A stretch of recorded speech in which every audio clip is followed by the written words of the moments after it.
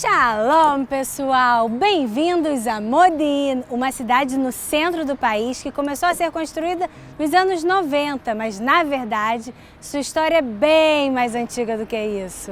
E vocês sabem, né? Uma das coisas mais especiais aqui do Hebraico Simples é que a gente conta para vocês as histórias do Tanar, da Bíblia Hebraica, diretamente do local onde elas aconteceram. Mas dessa vez, quem vai contar para vocês não sou eu. É o nosso amigo, parceiro André, que é historiador, arqueólogo, guia de turismo e volta e meia está por aqui com a gente e é sempre muito enriquecedor. Então vamos lá.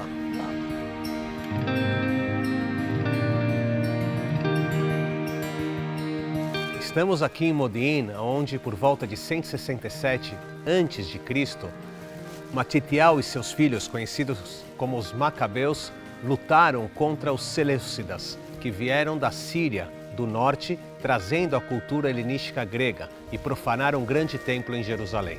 Na época bíblica de Josué, das tribos de Israel e dos reis de Israel, esta região já era conhecida como um ponto estratégico e muito importante. A terra de Israel era uma importante ponte geográfica entre África, Ásia e Europa. E a região de Modi'in era o centro de passagens desta ponte geográfica. Entre o deserto do Negev no sul, os vales da costa e a Samaria para o norte, o mar Mediterrâneo e o porto de Jaffa no oeste e finalmente Jerusalém sobre as montanhas no leste. Aqui está o bíblico Vale do Ayalon, onde a lua parou. Lá em cima das montanhas está Givon, onde o sol parou na batalha comandada por Josué. Entre os dois vemos a subida de Beit Huron, que podemos avistar adiante, um dos principais caminhos para subir até Jerusalém. Foi justamente na passagem de Beit Huron aonde Judá o Macabeu venceu com muita inteligência e ousadia o general Seleucida Seron, como conta o livro dos Macabeus. Seron avançou até a subida de Beit Huron, onde Judas foi enfrentá-lo com pouca gente. Os homens de Judas perseguiram o inimigo pela baixada de Beit Huron até a planície. Modi'in em hebraico significa informação. Os historiadores contam pra gente que quando as autoridades em Jerusalém avistavam o começo da lua nova, ou seja, o início de um novo mês, eles acendiam fogueiras e fumaça para avisar as cidades vizinhas. Modi'in exercia um papel central nesse processo de avisar todo mundo que estava começando o novo mês, tanto na direção sul, quanto na direção norte, quanto na direção oeste. O fato de Modi'in ser um lugar tão central na terra de Israel fez com que não só os Macabeus quiseram estar aqui. Muitos povos chegaram aqui. Vejam que estamos subindo uma colina. Essa colina se chama Colina de Titurá. Tanto árabes como turcos a chamaram assim porque Titurá é um chapéu em forma pontiaguda, como a colina que estamos subindo.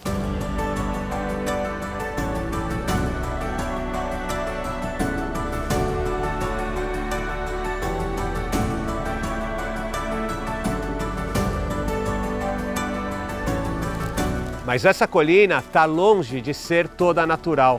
Cada povo que conquistava construía sobre as ruínas do povo conquistado. Isso tem um nome, um fenômeno que se chama tel.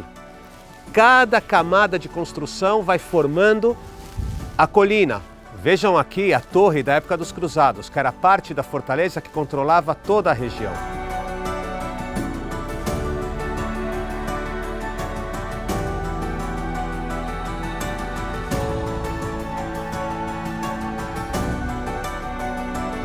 Aqui temos um dos reservatórios de água encontrados sobre a colina. Não eram poços de água que chegavam até os lençóis de água, e sim reservatórios de água da chuva. Podemos ver os canais que levavam a água para dentro do poço.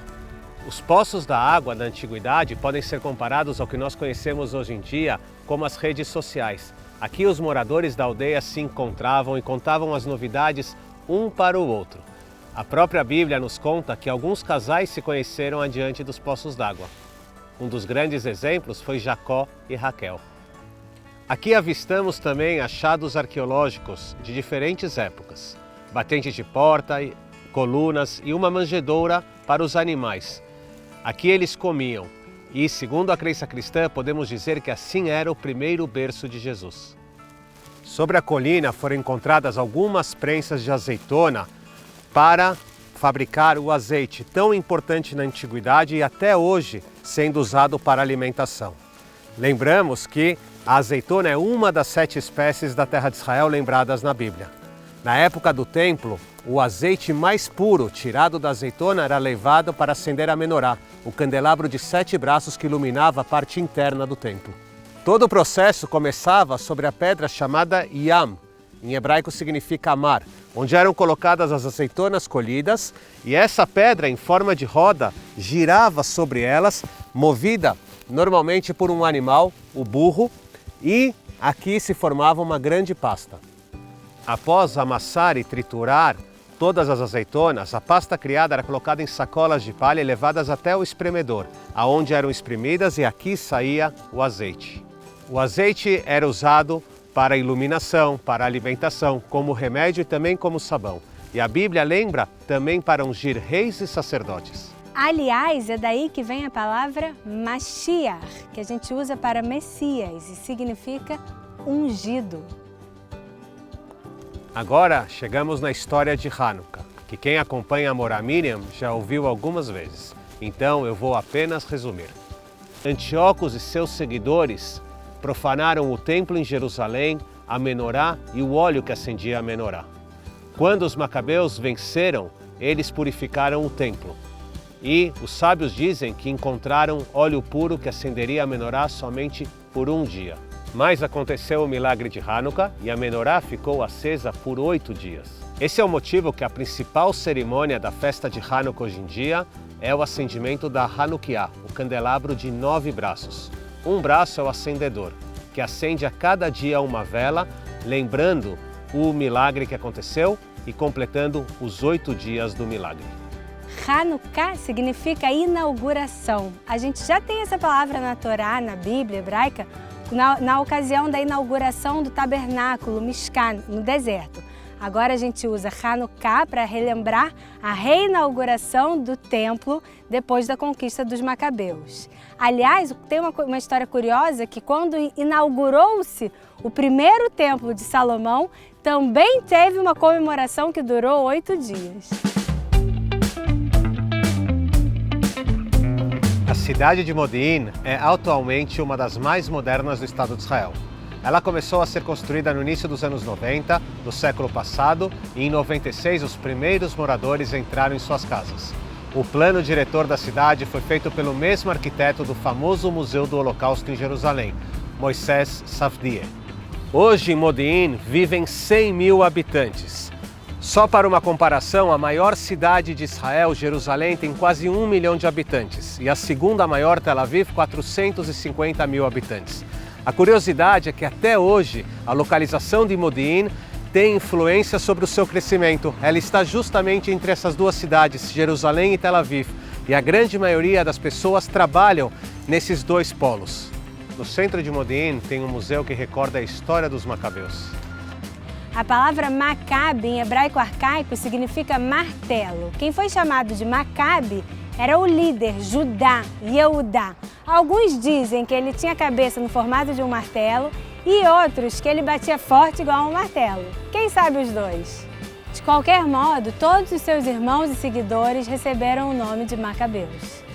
O movimento sionista que buscou a criação do Estado judeu no final do século XIX, início do século XX, viu a si próprio como os novos macabeus, que buscavam libertar a terra de Israel. Em Israel, Maccabi hoje é o nome de times de futebol e basquete, como o Maccabi Tel Aviv, que foi campeão europeu de basquete 5 vezes. Maccabi também é um grande serviço de assistência médica e mais. Maccabi consegue ser ao mesmo tempo nome de cerveja e de achocolatado. Por falar em sionismo, o pai do sionismo, Theodor Herzl, comparou o movimento sionista com a Hanukiah. Disse que cada um que se agregava, que se juntava ao movimento, trazia a sua luz, assim como cada dia que acendemos uma vela, uma nova luz se soma e esse conjunto de luzes vence a escuridão. Com essa mensagem profunda do sonho de Herzl, diretamente de Modi'in, na cidade dos Macabeus, desejamos a todos Chag Hanukkah Sameach.